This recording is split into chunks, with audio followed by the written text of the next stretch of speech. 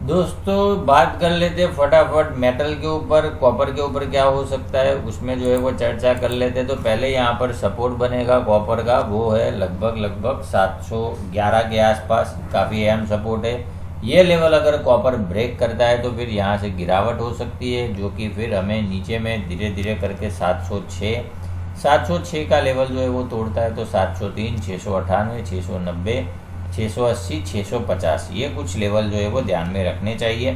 पिछली बारी के लिए मिले थे, उस टाइम पे भी चर्चा करी थी कि जब तक ये 725, 730 उसका रेजिस्टेंस क्लियर नहीं करता है तब तक जो है वो इसमें खराबी बनी रह सकती है। ऊपर में इसको पार कर पाना होगा तेजी के लिए लगभग 717.50 के आसपास का लेवल।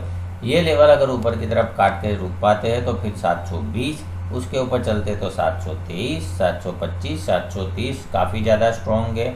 उसके ऊपर जाके 2-4 दिन रुकना जरूरी है। 730 के ऊपर रुक जाता है तो फिर वहाँ से एक बड़ी तेज़ी जो है वो देखने को मिल सकती है, जो कि 745, 770, 800 ये भी कुछ लेवल हमें देखने को मिल सकते हैं। ठीक है, तो ये हो गई कॉपर की बात। अब बात कर लेते हैं एल्यूमिनियम के ऊपर कि एल्यूमिनियम में क्या हो सकता है। तो एल्यूमिनियम के लिए जो है वो हमें सपोर्ट ध्यान में लेना चाहिए 194 का लेवल। वो लेवल ब्रेक करता है तो फिर धीरे धीरे करके 192.50, 190, 185 ये एल्यूमिनियम के लिए सपोर्ट जो है वो आते हैं।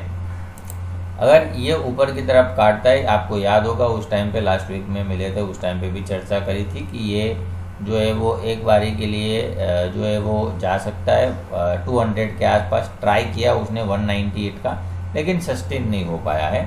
तो यहाँ पर भी वही है कि उसको 196 का लेवल जो है वो अहम रहेगा। अब उसके ऊपर चलता है तो 198 के ऊपर चलता है तो 200.50, 203, 205, 208।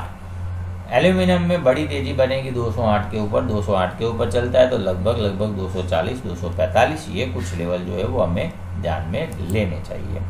अब बात कर लेते हैं जिंक के ऊपर। तो जिंक के अंदर भी सेम वही कुछ सिचुएशन है। ऊपर मतलब सभी मेटल के अंदर कुछ ज़्यादा कोई बड़ा कामकाज हो नहीं रहा है।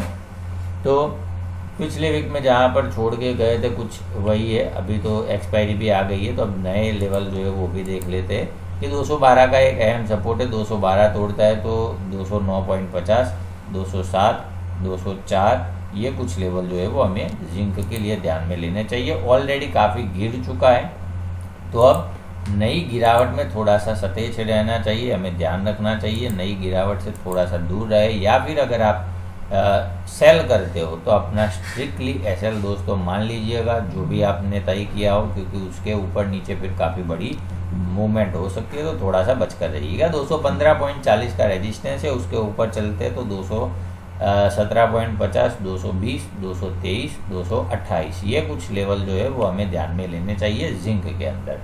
ठीक है, तो यहाँ पर जिंक, एल्यूमिनियम, कॉपर तीनों के बारे में मैंने अपना व्यू रख दिया है। वीडियो अच्छा लगे तो लाइक करें। लाइव मार्केट से दोस्तों हम जुड़ते हैं 9:45 के आसपास। अगर आपको कोई क्वेश्चन हो, कोई क्वेरी हो तो आप जो है वो वहाँ पर जुड़ सकते हो और पूछ सकते हो। वीडियो अच्छा लगे तो लाइक करें, पहली बार आए तो सब्सक्राइब करें, अपना ट्रेड करें। उससे पहले एक बार अपने एडवाइजर से जरूर चर्चा कर लीजिएगा। वीडियो सुनने के लिए आपका बहुत बहुत धन्यवाद।